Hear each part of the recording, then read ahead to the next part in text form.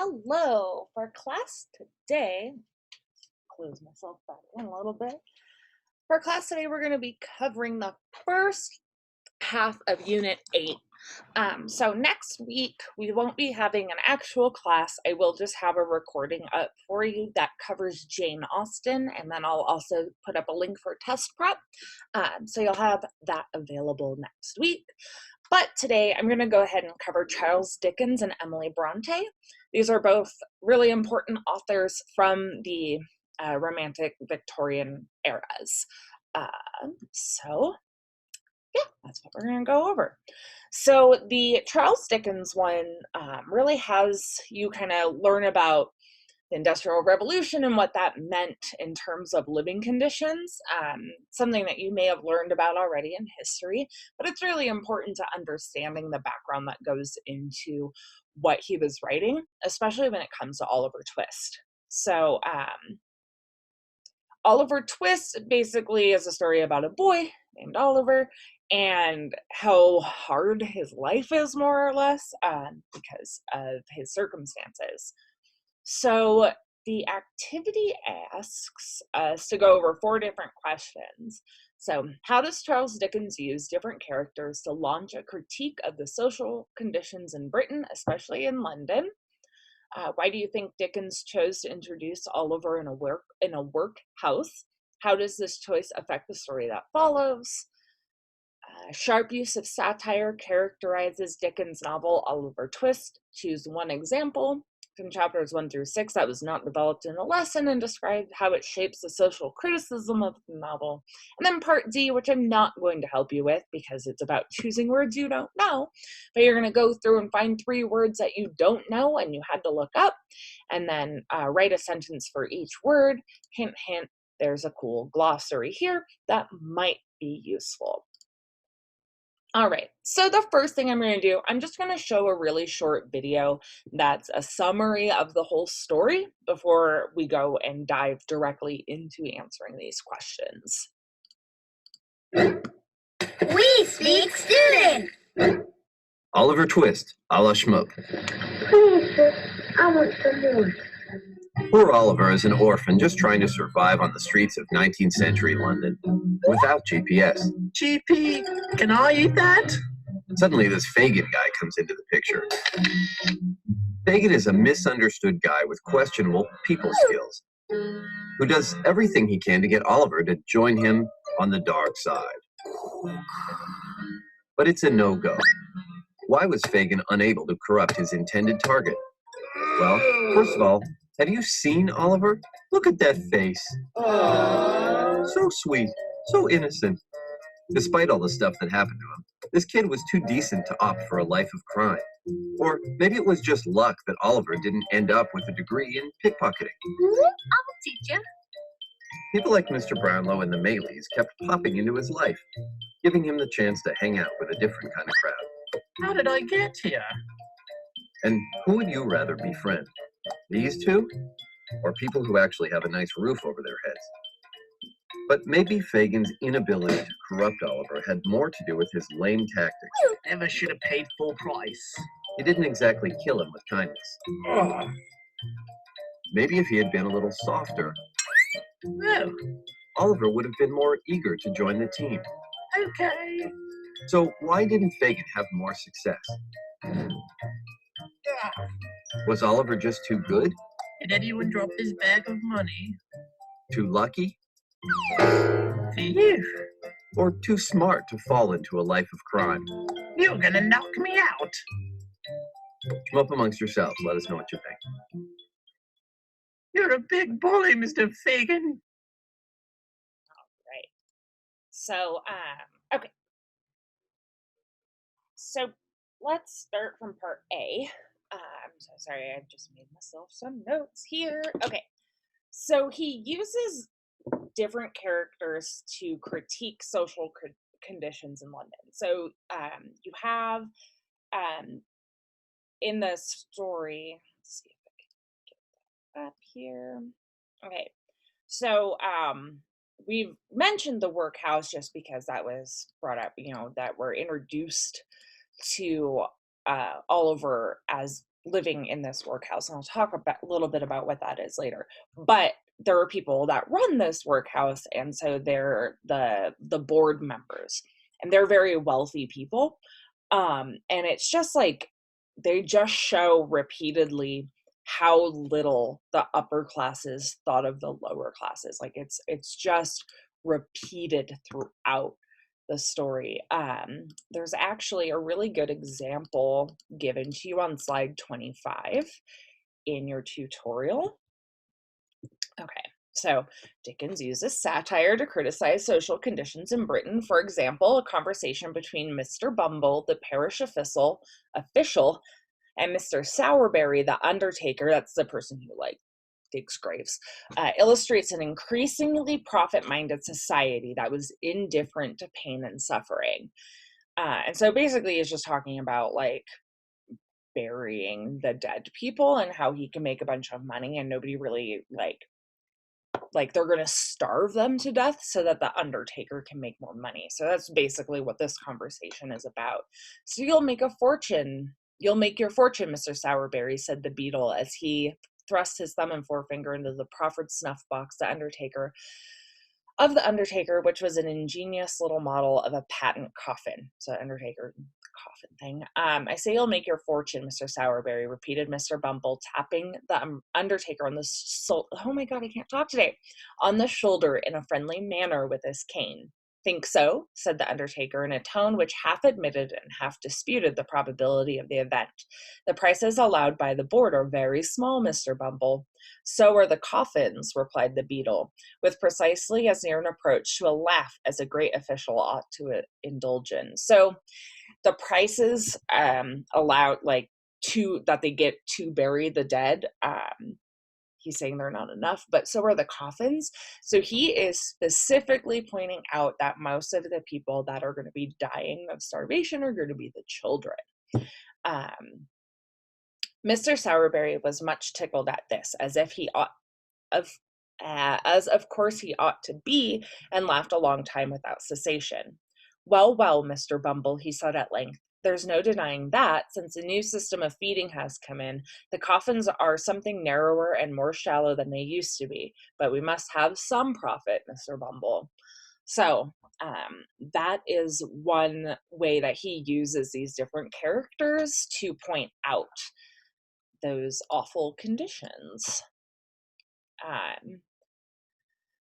Okay, why do you think Dickens chose to introduce Oliver in a workhouse? So a workhouse was a place that people like super destitute people who were not able to really find work and were struggling throughout the Industrial Revolution. This was really the thing that stratified classes. So it really made the lower class low, and it made a middle class, and then it just made the richer. So Oliver is an orphan that was born basically into this workhouse.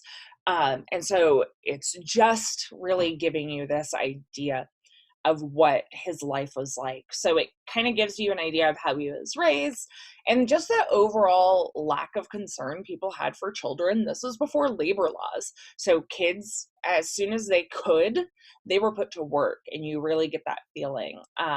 You also understand how truly poor Oliver is, and that, he has nothing. So the fact that these other people would come into his lives and want to give him stuff or treat him in all of these different ways, that is affected very much by the fact that Oliver is from this workhouse. And then, so sharp use of satire characterizes the novel. Choose an example that was gone over in the lesson. So I found one. Let's see, the easiest way to pull it up here. Let me find it. Okay. Is this something that I did? Nope.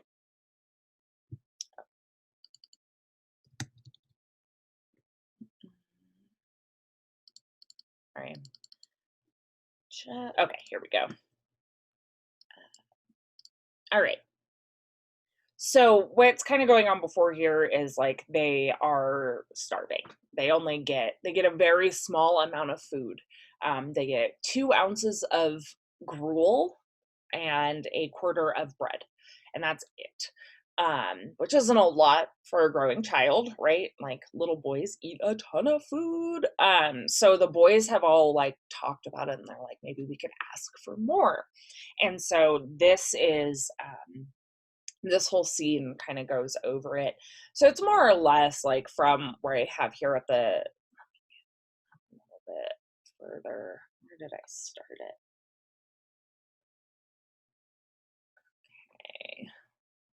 Okay, yeah, right here.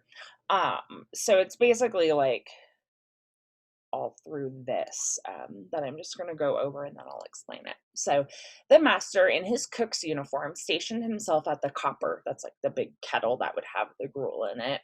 His pauper assistants ranged themselves behind him. The gruel was served out, and a long grace was said over the short commons. The gruel disappeared. The boys whispered each other and winked at Oliver, while his next neighbors nudged him. Child as he was desperate with hunger and reckless with misery. He rose from the table and, advancing to the master, basin and spoon in hand, said, somewhat alarmed at his own temerity.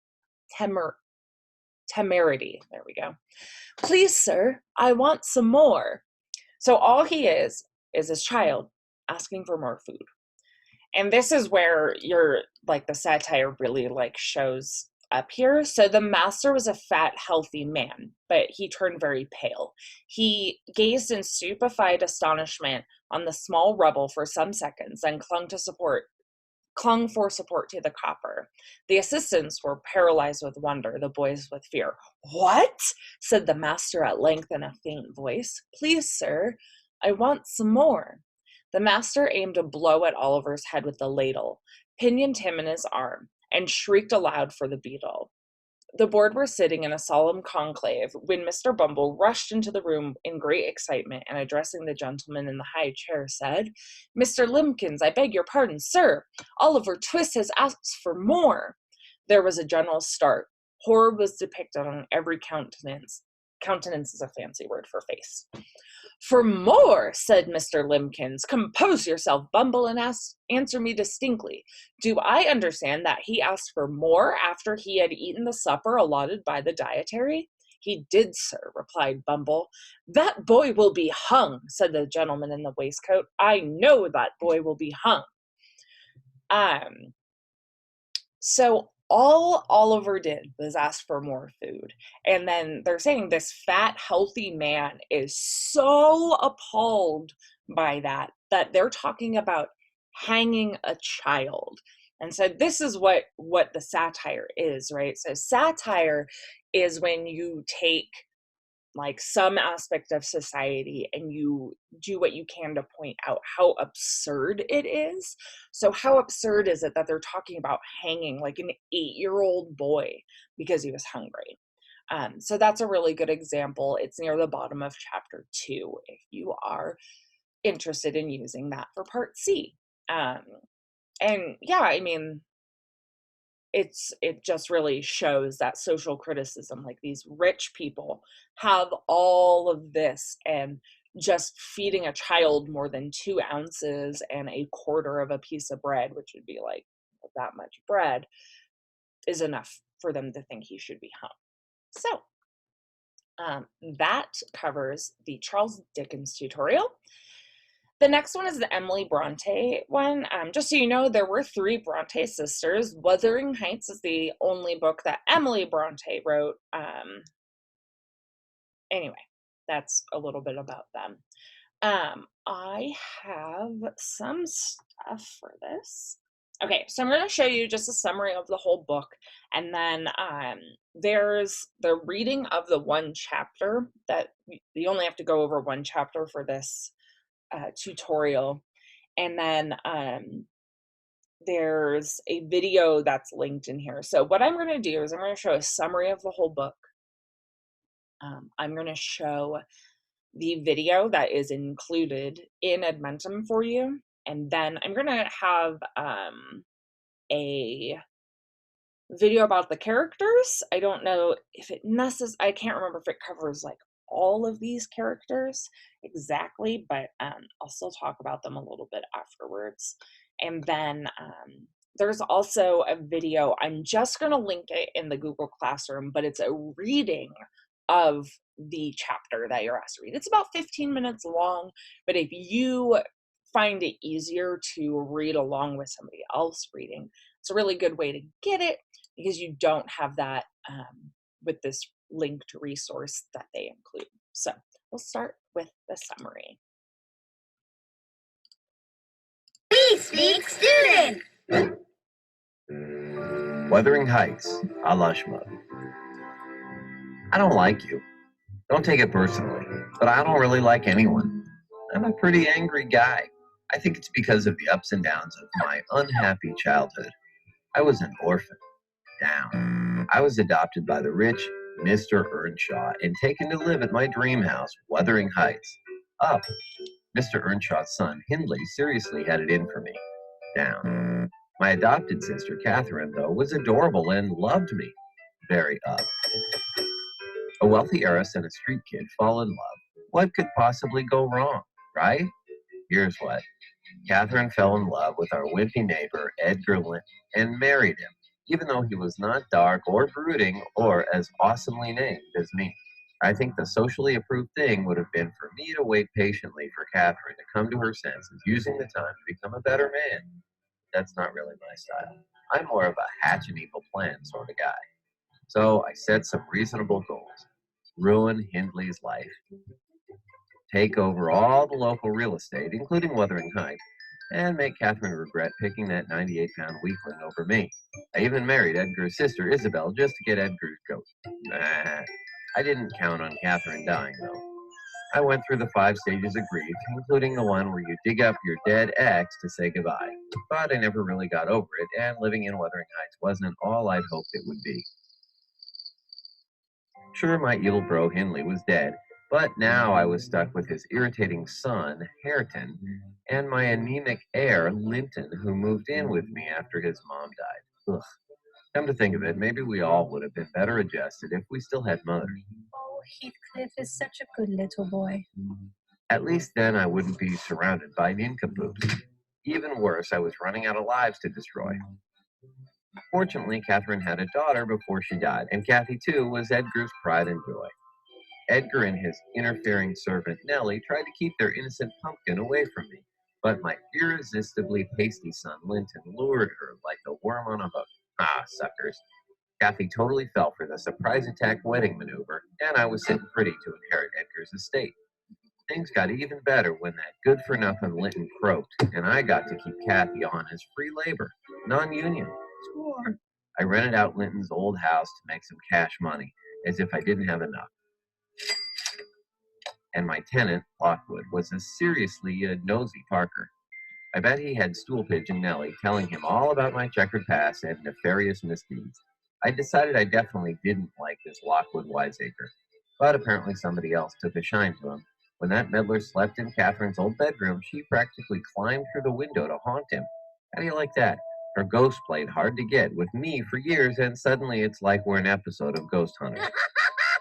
That's women for you. No loyalty. At least it gave me something else to brood about. Still, missing Catherine really took the fun out of life.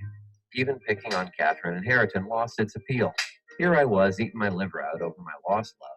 And those two were happy as 2 little bunnies in a meadow. I couldn't take it anymore, so I died. Oh no! Who will turn us back into real people? And they were still happy, planning a wedding in their awesome house that I bought for them. Sure, they would have inherited it anyway, but still. Oh, come on, now they're kissing over my grave. Get a room. They didn't actually turn into bunnies. I just want to make that clear. Okay.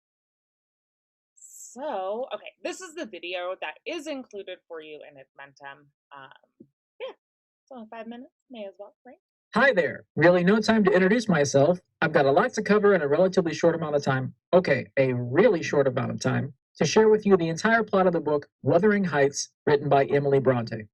The book is a good example of romantic literature. It takes place in the early Victorian era in Yorkshire, an area in northeast England on the border of Scotland. Moors or marshy hills cover the region. The weather is always dreary, and it rains often. The characters in Wuthering Heights are members of a social class called the landed gentry. These wealthy commoners do not belong to the nobility, but they do own a lot of land. Keep that in mind as I go through the plot. So, the story of Wuthering Heights is told from the point of view of Mr. Lockwood. He's a wealthy man from the south of England who is looking for some rest and relaxation. Lockwood leases a manor house in the north of England. Like all great manor houses, it has a proper name, Thrushcross Grange. His landlord, Mr. Heathcliff, lives at Wuthering Heights, another manor nearby. Heathcliff is a gruff, surly man. Despite Heathcliff's gruff nature, Lockwood forms a sort of friendship with him and visits Wuthering Heights from time to time. One day, a snowstorm forces Lockwood to spend the night there. During this visit, Lockwood meets an odd young man named Hareton, who is supposedly a member of the family yet dresses and speaks like a servant. Lockwood is further confused because he expects the lady of the house to be older, but she is instead a girl in her teens. He finds some graffiti and an old diary in his bedroom that belonged to a woman named Catherine Earnshaw. Lockwood has a nightmare in which he sees a ghost trying to come in through the window. He wakes with fear, shouting out so loudly that he wakes the whole house. He believes very strongly that his dream was real. Heathcliff also believes him and leaves the window open. Nothing else happens that night, so the next morning Lockwood returns to Thrushcross Grange. Lockwood finds out from his housekeeper Nellie that the diary's owner, Catherine Earnshaw, and Heathcliff grew up together at Wuthering Heights, where Nellie was housekeeper back in Catherine and Heathcliff's younger days. Fascinated by the diary, Lockwood asks Nellie to tell him the story of Wuthering Heights. It's a story that begins well in the past but ends very near the day she shares the story with Lockwood. The story goes something like this. 30 years earlier, Catherine's father was the owner of Wuthering Heights, and Catherine and her brother Hindley lived with him in the manor. On a visit to Liverpool, Mr. Earnshaw finds an orphan boy that he decides to adopt. He names the boy Heathcliff because, why not? Catherine grows to like Heathcliff and they play together on the moors like brother and sister. Hindley, on the other hand, feels like Heathcliff wants to take his place as Mr. Earnshaw's heir, so he grows to hate the boy. After childhood, Hindley goes off to college. 3 years later, Mr. Earnshaw dies, which means Hindley has to take over for his father. He returns from college with his wife, Frances, and does all he can to make Heathcliff's life miserable. Later, Frances dies shortly after giving birth to a son named Hareton. Hindley turns to alcohol. Things get worse for Heathcliff because Hindley becomes even more abusive toward him.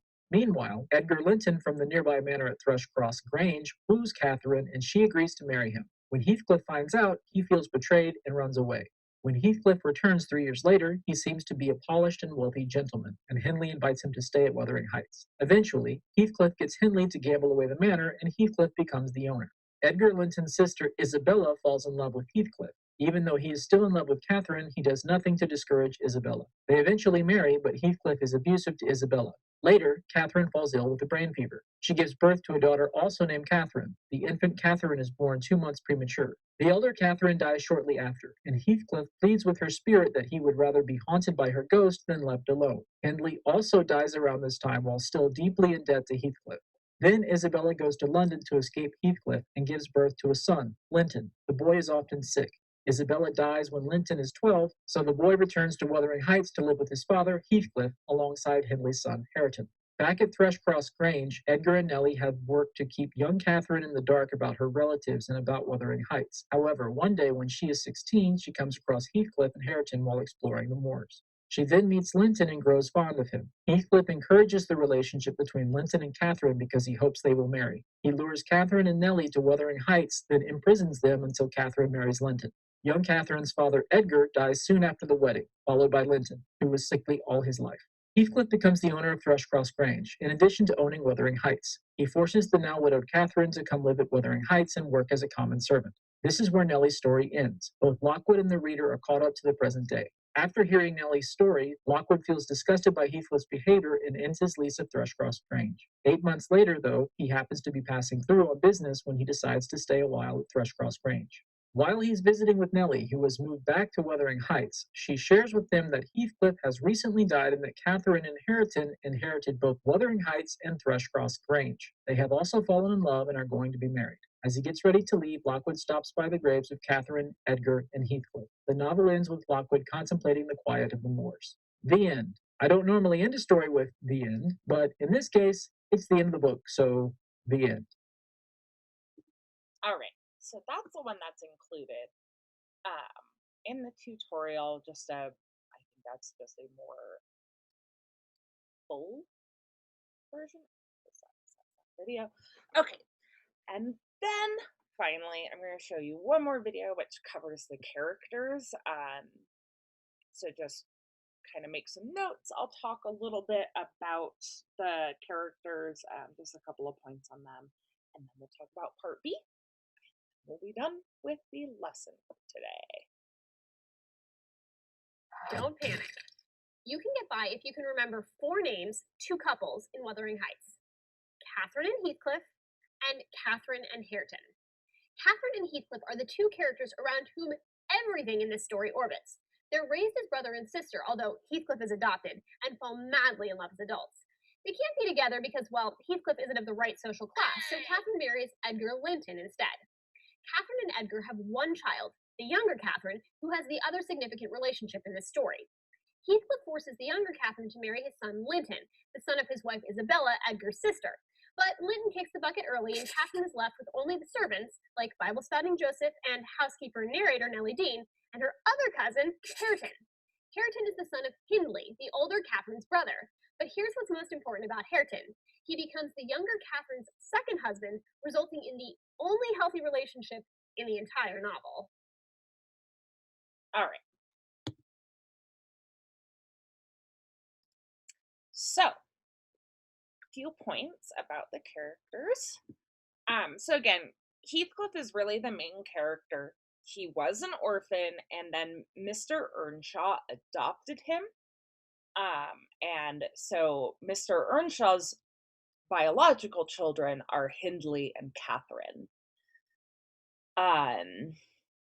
Hindley is Catherine's brother, the son of Mr. Earnshaw, and he hates Heathcliff because he thinks that Mr. Earnshaw loves Heathcliff more than him.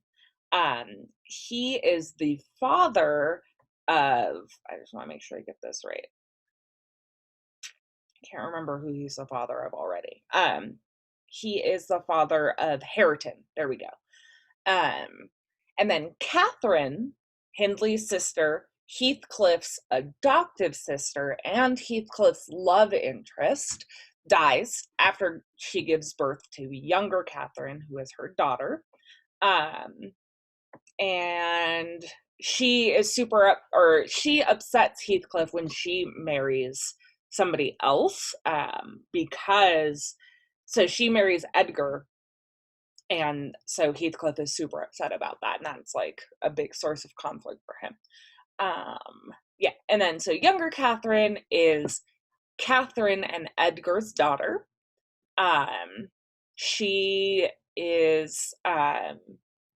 ends up marrying Linton, who is Heathcliff's son, with Isabella, and then Linton dies, and then she ends up marrying Hareton, who I think is her cousin, but that's kind of like normal in this time. So Edgar is Catherine's husband and the father of younger Catherine. It's a lot. And he lives at Thrushcross Grange, and Heathcliff lives at Wuthering Heights. Isabella is a woman who marries Heathcliff. He is terrible to her, and then she has Linton and runs off to London, where she lives with him until she dies. Linton is the son of Heathcliff and Isabella. Lockwood is the guy who is renting Thrushcross Grange. That's where he's living, and then like he meets Heathcliff and doesn't really like him. Nellie is the housekeeper, and she does part of the narration of the story to Lockwood. Hareton is the son of Hindley and Frances. So Hindley, who is Catherine's biological brother and Heathcliff's adopted brother, has a son named Hareton with his wife. They both die. They both die, and then he has to work at Wuthering Heights for Heathcliff, which is how he meets the young Catherine, and then they fall in love and live happily ever after. And then again, Linton is the son of Isabella and Heathcliff. He's been sickly his whole life, so like right after marrying Catherine, he dies. Those are the characters. It's really confusing. Okay. The two manors, Wuthering Heights and I can't say it, Thrushcross Grange, symbolize the dichotomies that define the novel. So remember that Heathcliff was an orphan, and that's part of why he can't marry Catherine and all of that. And so you get sort of that representation of like these two differing types of society people through the houses. So Wuthering Heights is more like this wild place. It's a little less refined. Whereas Thrushcross Grange, and the reason that Catherine wants to marry Edgar so she can live there is because it's just this like really beautiful, well-decorated, sophisticated house. And the Lintons, which is Edgar's last name, really show that. There is a quote that comes up in there. Let's see if I can find it.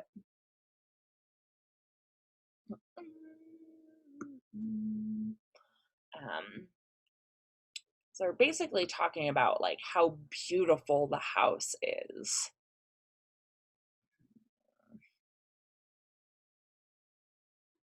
Let's see. Okay, found it. All right, right in here. There. So the light came from thence. So they're basically like sneaking over to Thrushcross Grange. So the light came from thence. They had not put up the shutters, and the curtains were only half closed, so they can see in.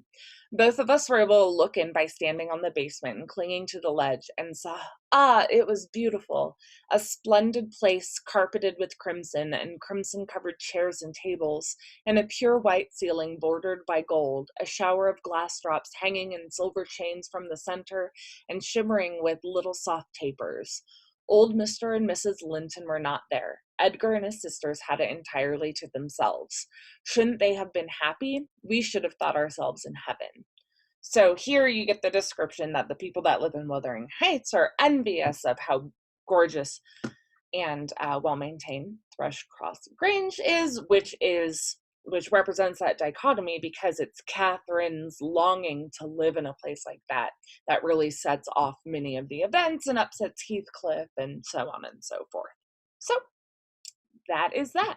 And that covers both the Charles Dickens and Emily Bronte tutorials for chapter 8. And like I said, next week I'll have a recording that covers Jane Austen, because it goes over Pride and Prejudice, and there's a lot that goes on there. So that'll be next week's lesson, and then you'll be done with Unit 8.